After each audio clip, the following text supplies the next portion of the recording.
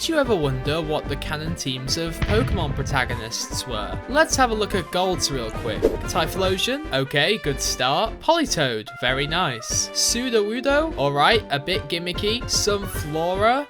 Okay. Why have you got an Apom? Okay, this is ridiculous. Look, I just think it would be much cooler if Gold entered the Hall of Fame with a team that was decked in gold. So today, we'll be doing just that. Our first task is acquiring a starter to fit our itinerary, and the only one that matches up is Shiny Chikorita. But before we get into the hunt though, if anything is for certain about Pokemon, it's that they're always bringing out new evolutions for old Pokemon. And in the same way, your boring browsing experience can be evolved with Opera GX. With GX mods, you can customize your browser how you want and when you want by searching on the GX store, which can be found by going through the mods tab. And with the ability to create mods yourself, the possibilities really are endless. My favorite is probably the GX Boy mod. It comes with background music, sound effects when you press keys and open and close tabs, and the sick wallpaper, all of which can be turned on and off at your discretion.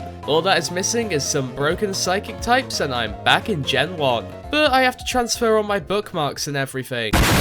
Silence, young one. Opera's quick import tool allows you to import your bookmarks, browsing history, and cookies from your previous browser. And it's also compatible with every extension of Chrome. As you can see, I've already done this here, and the reason why you know this works is that I would be too lazy to do this myself. So why not level up and use my link at the top of the description or in the pinned comment to install Opera GX today. And thank you to Opera GX for sponsoring this video. We're now back hunting for that Chikorita. I should mention that I'm playing on a special version of the game where the shiny rates are 1 in 257. Some people might get angry at this, but it's better than just using cheats and lying about my encounter numbers. Anyway, we're only looking for one of these shiny starters, which is exactly why 15 minutes in, we find a shiny Totodile. At this point, I stopped checking whether the other two were shiny, and luckily 1 hour and 3 minutes in, Chikorita finally shines. I call her Autumn, because it was like 2 AM at this point, and I was struggling to think of a creative name.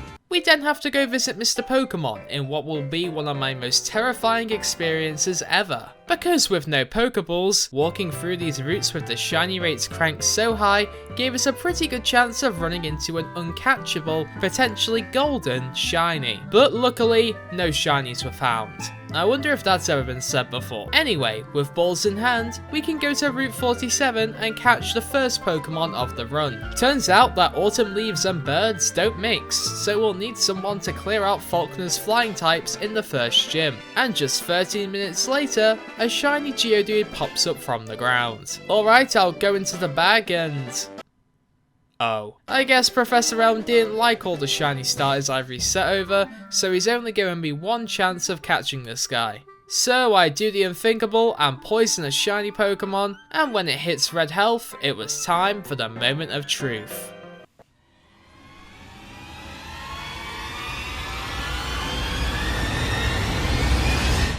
Alright, crisis averted. We now have a Nugget called Nugget, and I promise to never run out of Pokeballs again. Nugget is able to solo Falkner with relative ease, and we can claim the first gym badge of the challenge. Now, Nugget can in theory solo Bugsy too, so we really don't need to hunt any more Pokemon. But we're going to grind in the grass in hopes of maybe finding a shiny Pidgey or Spearow to add to the squad. It's here where Autumn believes she can evolve, and after dealing with Team Rocket, I no longer believe we can get through the gym trainers in Bugsy's gym without breaking the level cap. So it's off to Route 30 to pick up a new companion that can take out some gym trainers. There are two potential shinies we can get on this route. Pidgey, who keeps their gold colour intact through its evolution line, and Caterpie, who definitely doesn't. So with that said, everyone welcome Worm the Caterpie to the squad. If I ever evolve you, I'll be arrested by the police. release. But I shouldn't be too hard on the guy. I mean, with Bug Bite, it should hopefully be able to do a bit of damage to some gym trainers. I mean, this guy can one-shot Deoxys. And what better way to try his new move than by knocking out the shiny Rattata. Sorry man, welcome to the club of non-gold shinies I have to kill. Ever see a Caterpie 1v1 a Beedrill before? Well, now you have. With all our level caps intact, it was time to battle Bugsy. Nugget is sent out to face Cypher and the pair lock eyes. Keen to show its strength, Cypher hits Nugget with a leer, and our deep-fried friend responds by...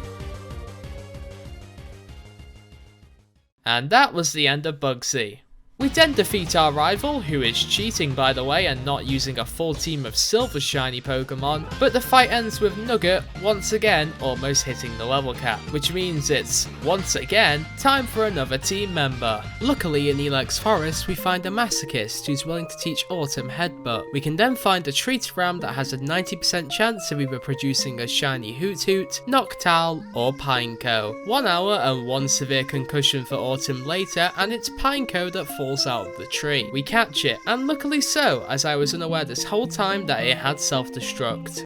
My main goal is to blow up. Let's lead it in our battle against Whitney, and for some reason she has a shiny Clefairy. I don't really understand why, maybe someone in the comments can explain it. But anyway, I swapped a Nugget to finish it off, so as long as there's no crazy Metronome RNG, we should be for God's sake. I decided to revive Nugget since Whitney had previously used a Super Potion, and he's able to explode all over Miltank after Autumn did some cheeky chip damage. Whitney then bursts into tears, just like the comment section, after I just told them I used a revive. But after she's calmed down, our third badge is secured. The battles here are only going to get tougher and tougher, and I decided we needed reinforcements if we wanted any hope of joining the Hall of Fame. I mean, no offense, but the squad is looking way more like Little Cup than Gold Cup right now. Our first destination is XQC's favourite place, the Game Corner. We want to get enough coins to reset for a shiny Ekans, and to do that, we'll have to tread through the minefield that is the Voltorb Flip. And I don't know what was happening here, but I was getting cooked. It wasn't even my fault, I was just losing every 50-50 possible. This is why you shouldn't gamble, kids. Here's a clip of me thinking I had enough coins to buy Ekans, but then realizing I actually needed 100 more. But eventually we reached that sacred 700, and I can now anchor myself in front of this old man. And after about half an hour, a green snake that probably has a crippling gambling addiction rears its head. I give her the nickname Snack, but right now, while writing this script, I'm kicking myself that I didn't name her Snake Eyes. Our next target could potentially be our strongest Pokemon yet, that being the Gold Doggo Growlithe. Normally this pupper only has a 15% encounter rate at best, and I refuse to hunt that. Luckily, by using a method called the Repel trick, we can make level 15 Growlithe the only thing that spawns on Route 36. There's just one slight problem with this hunt, and that's that potentially all our time could be wasted by Growlithe using Roar and ending the battle. After an excruciating 2-hour hunt, which was made extra annoying by this guy right here, our golden Growlithe arrives. Would it click the dreaded R button and ruin all our progress? Well, luckily it didn't. I'm gonna name you Hachiko, because you're so loyal for not roaring me and making me smash my PC in half. If we want an Arcanine, we'll need to of course pick up a Firestone, and the only way we can do this right now is by getting our sweat on in the Pokeathlon and purchasing it with the points we win. Welcome to the Pokeathlon. Today we have a brand new team entry. Introducing the Golden Gamers, Bayleaf, Pineco, and Caterpie. Woo, yeah. Just like the Mario Booster Pass, we go through way too many courses than I expected, but in the end, the Firestone was ours to use later. We won't be using this just yet though, but I still need to buff this team up for the Morty without the Rick. While training, Sneck sees a random lottery ticket on the ground, and it's enough motivation for him to evolve into a beautiful golden Arbok. Nugget also tries to evolve, but sadly we'll have to cancel it, because that is not gold, that is a caca. It's time for a bit of Ghostbusters monsters, and what better Pokemon to use than an Arbok that has just learnt Crunch. I mean, he was eating up Morty's Pokemon like they were free bet builders. Gengar survives one Crunch and does Pack-a-Punch with Shadow Ball, but ultimately it's not enough to stop us owning 4 badges. Gaining the Fog badge grants us the ability to Surf and Turf, so we'll need a golden Pokemon to ride the waves. I would also like our Firewater Grass core to have a little bit more water. This leaves the only Pokemon available to us being a shiny Azumarill. I wonder how you find Marill in this game.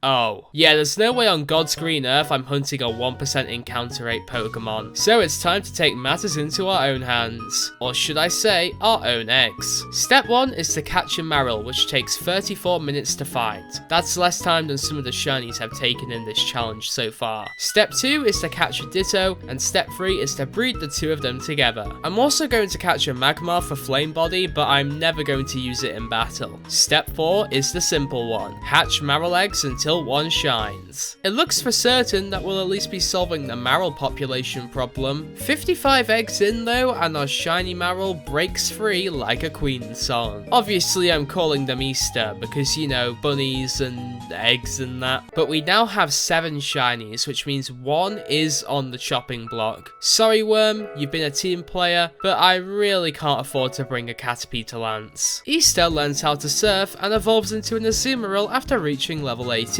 Also, we ran into Entei while leveling them up.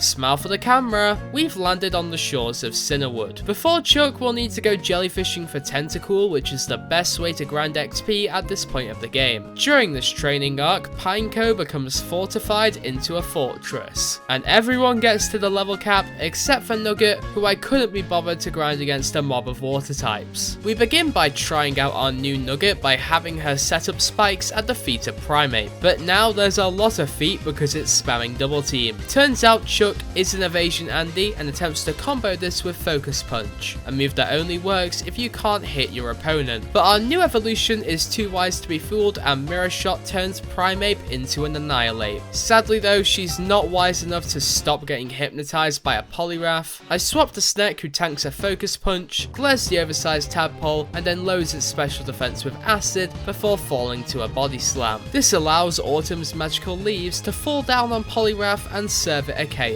Whoever said Chikorita was a bad Pokemon? No one picked you. Oh yeah, I did. We leave Chuck to get back to his shower with a 5th badge in hand. And with the freedom now to fly anywhere, I decide to make an executive decision. It's painful to say, but Nugget will be moving to the retirement home. I'm sorry, but I can't keep a Geodude on the team if the battles are only getting tougher. I don't want to be one of those hikers that sit with unevolved Pokemon in the 40s. Now, he doesn't know he's been dropped yet, so don't tell him, but at the same time I don't think he has ears, so goodbye. Now comes the fun part, planning a replacement Pokemon. I could get a flying type, but I decide against it since it will clash against the Pokemon I want later. There are still plenty of options, but in the end I decide our final team member will be Girafarig. On a trip back to Olivine, Autumn evolves again by taking out this random swimmer and becomes the 4th fully evolved Pokemon in the squad. Man, talk about a late bloomer. So we get to hunting Girafarig on Route 43 and 20 minutes in, we actually find it. If by it, you meant a shiny Flaffy, of course. But then not even 5 minutes later, shiny Girafarig is reclaimed. So I go to catch it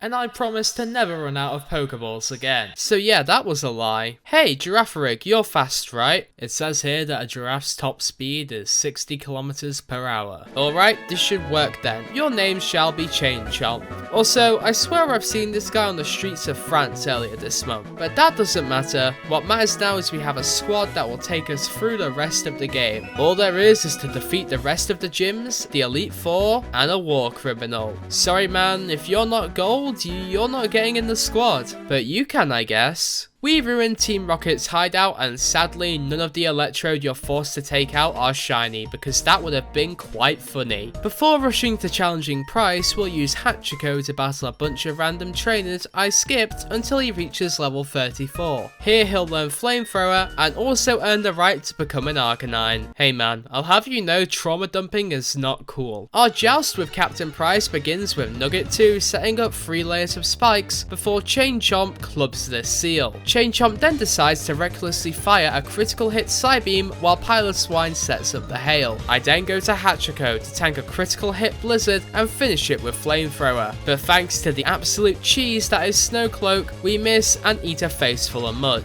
I try to recall Hachiko since it's dangerous for him, but he refuses to get into the Pokeball. No, I will fight until the end, he says in dog language probably, and fires a full powered reversal into Piloswine before succumbing to hail.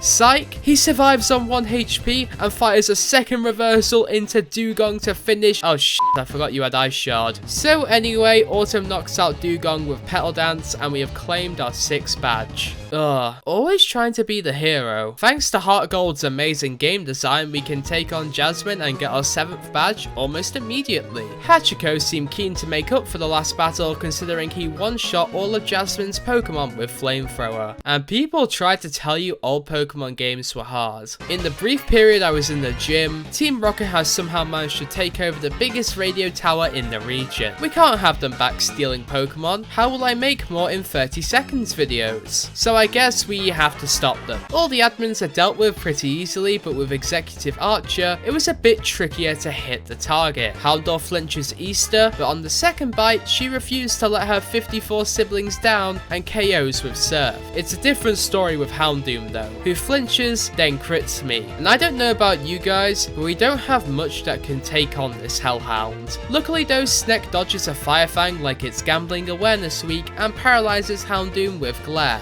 I then pepper him with a few mud bombs before succumbing to Firefang. Now here I was going to send out Hachiko, but Chain Chomp forces himself out, hoping that with Stomp I can paraflinch the Houndoom and make it unable to move. It doesn't work, and we're one shot by Feint Attack. This leaves Houndoom in the red though, so Hachiko can come in and take him out with the weakest reversal of all time, and then burn Coughing to a crisp with Flamethrower. For our efforts, the director of the radio tower gives us an item called the Rainbow Wing. It can summon a legendary Pokemon apparently. I wonder what colour it is when it's shiny, but that question will have to wait as it's time to skate to Blackthorn City so we can claim our 8th badge. As I fail at ice puzzles in the background, here are some Pokemon I did consider for the squad. Of course Pidgeot or Noctowl could have easily been on the team, but they just didn't turn up. I also considered Skarmory and Donphan, but they just appeared too late in the game to make their inclusion viable. There's plenty of other great shiny gold Pokemon too, and if you have a favourite, let me know in the comments and I'll respond to a couple. Anyway, it's time to conquer Claire in Blackthorn. The sun came out today, which means we begin a major battle by setting up spikes with Nugget 2. Easter can endure the Dragon Rage spam from Gyarados and pummel it with strength. Unfortunately, Claire's first blue noodle blasts us, and we have to go into Chain Chomp for assistance. We KO Dragonair with 2 Psychics, but get paralyzed by Thunder Wave in the process. The next 5 minutes consisted of Autumn and Claire's Kingdra going at it very slowly, but with a combination of light screens and photosynthesis, we can stall it out. Her last Pokemon is another Dragonair, and honestly, after that slugfest, I was a little bored, so I made Autumn Petal Dance herself to death and let Sneck clean up with Crunch. Some eagle-eyed viewers may have noticed that I went over the level cap for this fight, and all I can say is I thought it was 42, not 41, please don't find my IP address. We now have 8 badges, and more importantly, way more swag than the original Gold had in his run. But it was time to elevate this strip to the next level, and what better way than with a legendary Pokemon. Oh, come on, you knew this was coming, I knew this was coming because I'm editing this video right now. It's time for the final hunt of the challenge. Catching Ho-Oh would be very easily, thankfully. Professor Elm gives us a free Master Ball for, I don't know, not wanting to wipe out humanity. We head up Bell Tower, watch the Kimono Girls do a little dance, and the real challenge, the search for a shiny overgrown chicken, begins. This was a long stretch. Ho-Oh was definitely saying no to the shiny. You can literally see the background change from day to night in between clips, it took that long. But after 3 hours and 16 minutes, it happened.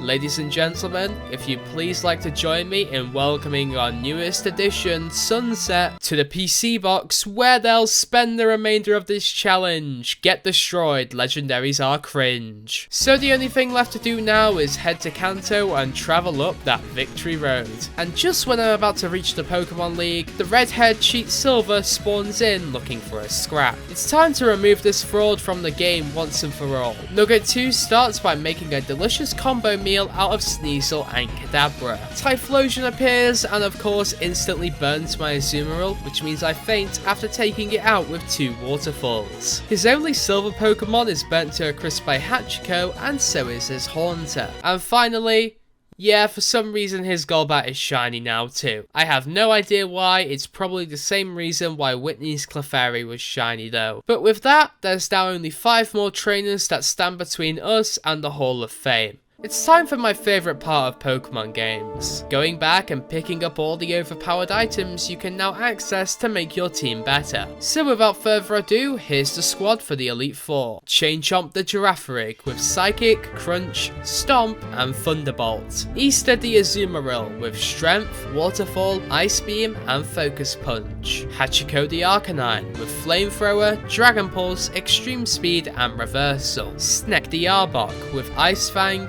Sludge Bomb, Crunch and Glare. Nugget 2 the Fortress with Spikes, Iron Defense, Payback and Bug Bite. And last but not least, Autumn the Meganium with Light Screen Synthesis, Magical Leaf and Body Slam. Straight out of Persona 5, it's our first opponent, Will. I lead Chain Chomp, who drops a Thunderbolt like it's hot and knocks out his Xatu. His next Pokemon is another Xatu, but this one outspeeds me and uses Confuse Ray. Sadly for him, Chain Chomp is having none of that and takes him out with a Crunch after a couple of turns. I then swap in Nugget 2 on Executor, who gets turned into an Egg and Cress sandwich. Jinx then swaps in but fails to land a Sweet Kiss and is taken out by Payback. That's why you never use sleep moves. Will's final Pokemon is Slowbro, which means it's a quick swap to Autumn, and 2 magical leaves later, we have our first victory. Sorry Will, I guess you never saw it coming. Next up, the Ninja-in-Chief Koga. I lead Chain Chomp again, who immediately squashes Ariados like the silly bug it is. Turns out Koga has his own fortress, but it's not shiny and thus deserves to be burnt alive. Muk busts onto the battlefield and immediately starts minimizing. Oh great, another evasion spammer. It doesn't matter how small you are though, Chain Chomp will see through you and Psychic you, except for when she doesn't of course. Gunk Shot does way more than I was anticipating and poisons us too, meaning we'll go down the next turn after both Pokemon fail to land a killer blow. Side note, I literally just remembered that Stomp goes through minimize, so this was entirely avoidable. Easter won't sway to evasion strats though, and washes away the pile of waste with Waterfall. Cue now a 4-minute section of Nugget 2, Sneck and Hachiko all trying to bring down this double team spamming Crobat. It's Hachiko in the end who sees through the Shadow Clone Jutsu with an extreme speed, and then subsequently burns Koga's last Pokemon Venomoth to a crisp with Flamethrower. Now onto the only Elite Four member that wasn't made redundant between this game and Red and Blue, Bruno. Chain Chomp is led again and fires a Psychic into Hitmontop, who barely lives before deciding to start a Minecraft Let's Play. I swap into Autumn on the dig and I'm about to finish Mr. Top off, but Bruno uses a full restore. For some reason though, he goes for dig again and I'm able to knock him out eventually. Out comes Hitmonlee straight from the potato field, and I of course forget that he has Blaze Kick.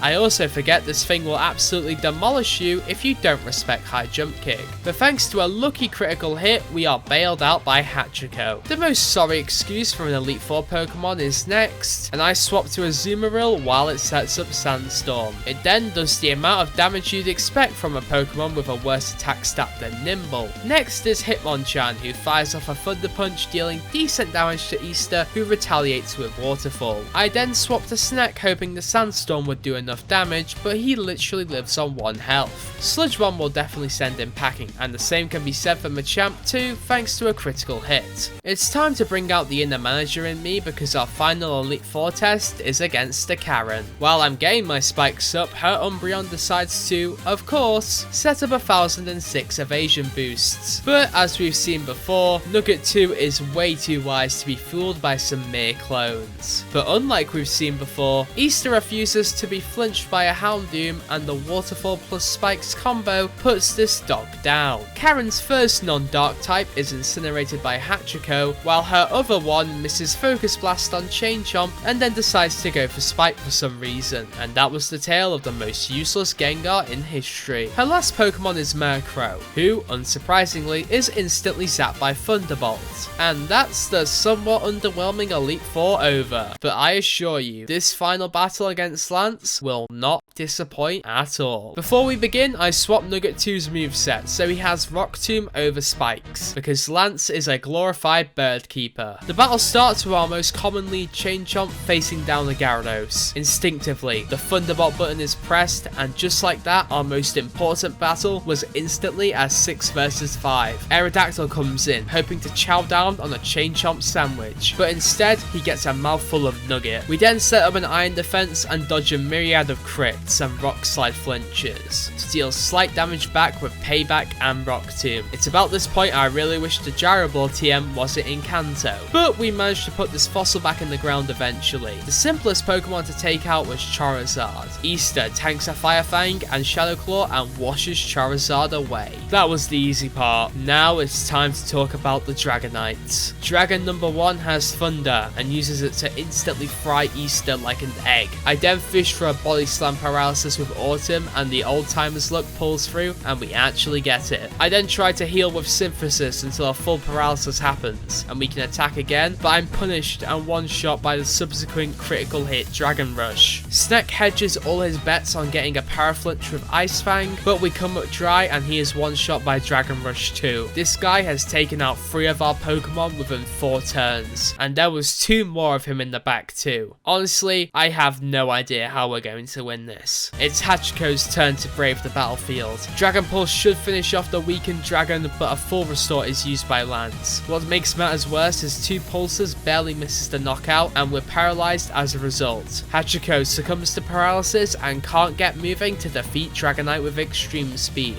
But thanks to an Easter miracle, Dragon 1 also can't land its attack and we take it out on the next turn. Out comes his second Dragonite, and this one is the strongest of the bunch. Be prepared for one of the most scuffed strategies of all time. Through a combination of switching between Nugget 2 on Outrage and Hachiko on Fire Blast, the plan is to hope it can hit itself in confusion enough that it is manageable to defeat. We're also free to use full restores whenever Lance uses them, so it's an even battle. However, during this process, I noticed that Dragon 2 would randomly use Safeguard instead of attacking Hachiko with Outrage. So I put this theory to the test and decide to attack Dragonite when Safeguard runs out, and it proves to be a success. Lance isn't done yet though, and burns another full restore, so we start the cycle all over again. Until, finally, Hachiko refuses to play this game any longer. He will be the hero of this story and destroys Lance's strongest Pokemon with a critical hit Dragon Pulse. And to make matters even better, Dragon 3 is the easiest of the dragons as its moveset is completely walled by Nugget 2. To guarantee a safe switch in, I let Hachiko go down, but not before it can get 2 E-speeds worth of chip. But Lance wouldn't go down without a fight, and by fight, I mean a stall, because he would proceed to spam 2 more full restores as I slowly chipped away with Rock Tomb. It got to the extent where Nugget 2, the defensive wall, ended up being faster than Dragon 3, which meant that he Thunder Waved me. I think in the end though, this Dragonite got tired of Lance's antics, so he missed 2 Dragon Rushes in a row on purpose, which meant that he was finally knocked out by Bug Bite of all moves. And with that, we have successfully secured our spot in the Hall of Fame. Now Gold can rest, easily knowing that the team immortalized in his name is much, much cooler. Big thank you to all the patrons that make videos like this possible, and let me know what you thought of the challenge in the comments.